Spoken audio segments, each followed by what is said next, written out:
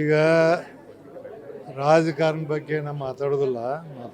ಆದರೆ ಇಂಥ ಪರಿಸ್ಥಿತಿಯಲ್ಲಿ ತಕ್ಷಣ ಮಂತ್ರಿಮಂಡಲ ಮಾಡಿ ಮಂತ್ರಿಗಳನ್ನ ಡೆಪ್ಯೂಟ್ ಮಾಡಿ ರಾಜ್ಯದ ಜಿಲ್ಲೆಗೆ ಒಬ್ಬೊಬ್ಬನ ಡೆಪ್ಯೂಟ್ ಮಾಡಿ ಎಲ್ಲೆಲ್ಲಿ ಮಳೆ ಆಗಿಲ್ಲ, ಎಲ್ಲೆಲ್ಲಿ ಬರ ಐತೆ ಅವರೆಲ್ಲ ಇಮಿಡಿಯೇಟ್ಲಿ ಕಾಳಜಿ ತಗೋಬೇಕಾದ ಸರ್ಕಾರ ಕರ್ತವ್ಯ.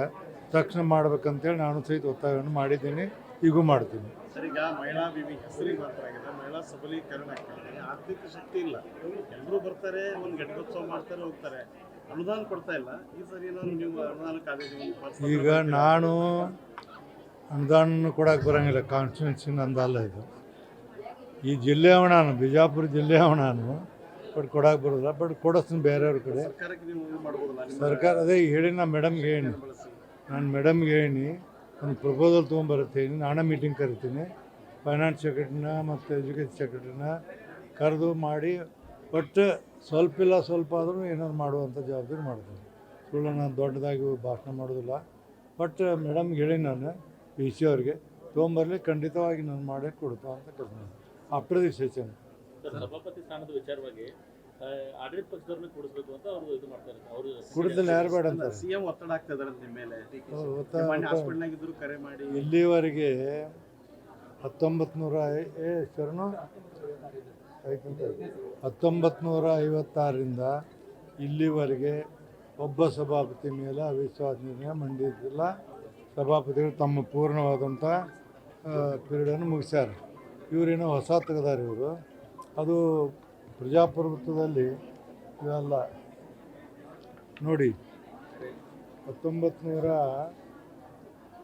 ಸುಬ್ರಹ್ಮಣ್ಯ 56ರಿಂದ ಇಲ್ಲಿವರೆಗೆ ಎಲ್ಲರೂ ಸಭಾಪತಿಗಳು ತಮ್ಮ ಪೀರಿಯಡ್ ಮುಗಿಸ್ಯಾರ.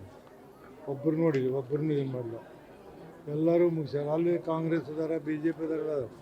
ಇವ್ರು ಏನದನ್ನೇ ಅವ್ರಿಗೆ ಅಕಮಡೇಟ್ ಮಾಡಬೇಕತ್ತ. ಅಕಮಡೇಟ್ ಮಾಡ್ಬೇಕಾದ್ರೆ ಮತ್ತು ಎಲ್ಲ 226 ಮಂದಿನೂ ಮಂತ್ರಿ ಮಾಡಬೇಕಾಗಿತ್ತಲ್ಲ. 75 ಮಂದಿಯೊಳಗೆ ಕಾಂಗ್ರೆಸ್ದವ್ರು 4 ಮಂದಿ ಅದಾರೆ, 4 ಮಂದಿಗೆ ಮಾಡಬೇಕಲ್ಲ.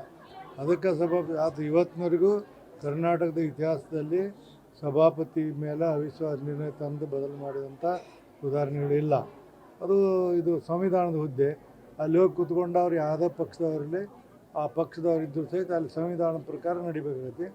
ಯಾರು ಸಭಾಪತಿ ಇದ್ದೀನೋ ಅವರಿದ್ದಂದ್ರೆ ಅವ್ರ ಪರವಾಗಿ ಮಾಡ್ಬೇಕಂತೇಳಿ ಅವ್ರನ್ನ ಮಾಡೋಕ್ಕಾಗತ್ತೆ ಅನ್ನೋದು ಆಗೋದಿಲ್ಲ. ಅಲ್ಲಿದ್ದವ್ರು ಪಕ್ಷಾತೀತವಾಗಿರಬೇಕು. ಮತ್ತು ನಾನು ಇಡೀ ಭಾರತ ದೇಶದಲ್ಲಿನ ಅತ್ಯಂತ ಸೀನಿಯರ್ ಮತ್ತು 48 ವರ್ಷ ಸುದೀರ್ಘವಾದಂಥ ನನ್ನವರು ಚೇಂಜ್ ಮಾಡ್ತಾರಂದ್ರೆ ಬಹುಮತ ಐತಿ ಅಂತಂದ್ರೆ ಏನು ಮಾಡ್ತಾರೆ ಮಾಡಲಿ. ನಾನು ಅದ್ರ ಬಗ್ಗೆ ವಿಚಾರ ಮಾಡೋದು ನೋಡ್ತೀನಿ. ಸಿಚುವೇಶನ್ ಮೇಲೆ ನಾನು ತೀರ್ಮಾನ ಮಾಡ್ತೀನಿ. ಸರಿಯಲ್ಲ ಅಂತ ಹೇಳ್ತೀನಿ. ಅವ್ರು ಒತ್ತಡ ಹಾಕ್ತಾರೆ, ಸರಿಯಲ್ಲ ಅಂತೀವಿ. ಒತ್ತಡ ಹಾಕೋದಲ್ಲ, ಯಾವಾಗಾದರೂ ಸಂವಿಧಾನ ಪೀಠದಲ್ಲಿದ್ದಂಥವ್ರನ್ನ ತೆಗೆಯುವಂಥದ್ದು ಅಥವಾ ಅವಿಶ್ವಾಸ ನಿರ್ಣಯ ಎದಕ್ಕೆ ಮಂಡಿಸ್ತೀರಿ? ಕಾರಣ ಬೇಕು. ಒಂದು ಭ್ರಷ್ಟಾಚಾರ ಮಾಡಿರಬೇಕು, ಪಕ್ಷಪಾತ ಮಾಡಿರಬೇಕು, ಏನಾರಾಗಿರ್ಬೇಕು, ಕಾರಣ ಬೇಕಪ್ಪ. ನಿಮ್ಮಣ್ಣ ಏನಂದ್ರೆ ನಿಮ್ಮ ಮೇಲೆ ನಮ್ಗೆ ವಿಶ್ವಾಸ ಇಲ್ಲ, ನಿಮ್ಮ ಮೇಲೆ ನಿಮ್ಮ ವಿರುದ್ಧ ಅವಿಶ್ವಾಸ ಮಂಡನೆ ಮಾಡ್ತೀವಿ. ಏನಂತ ಮಾಡ್ತೀರಿ ನನ್ನ ಮೇಲೆ? ನಾ ಏನೇನು ಮಾಡಲ್ಲ ಇವತ್ತಿನವರೆಗೂ. ಮಾಡ್ತಾರೆ, ನೋಡೋಣ ಸಿಚುವೇಶನ್ ಬರ್ತದೆ, ಅದ್ರ ಪ್ರಕಾರ ನೋಡಬೇಕಾಗ್ತದೆ. ಅವ್ರು ಕೆಲವರು ಸೀನಿಯರ್ ಹೇಳ್ತಾರೆ ಸರ್, ಬೇಡ ಹೊರಟವ್ರು ಬೇಡ, ಅವ್ರು ಅವಧಿ ಮುಗಿಲಿ ಅಂತೇಳಿ. ಇನ್ನು ಕೆಲವರು ನಮಗೆ 90% ಜನ ನನ್ನ ಪರವಾಗಿದ್ದಾರೆ. ಅವರು ಸದನ ಸರಿ ನಡೆಸ್ತಾರೆ, ಸಾರ್ವಜನಿಕರು ಹೇಳ್ತಾರೆ, ಮಾಧ್ಯಮದವ್ರು ಹೇಳ್ತಾರೆ, ಅವ್ರದ್ದೇ ಆದಂಥವ್ರು ಸೀನಿಯರ್ ಮಂದಿ ಹೇಳ್ತಾರೆ.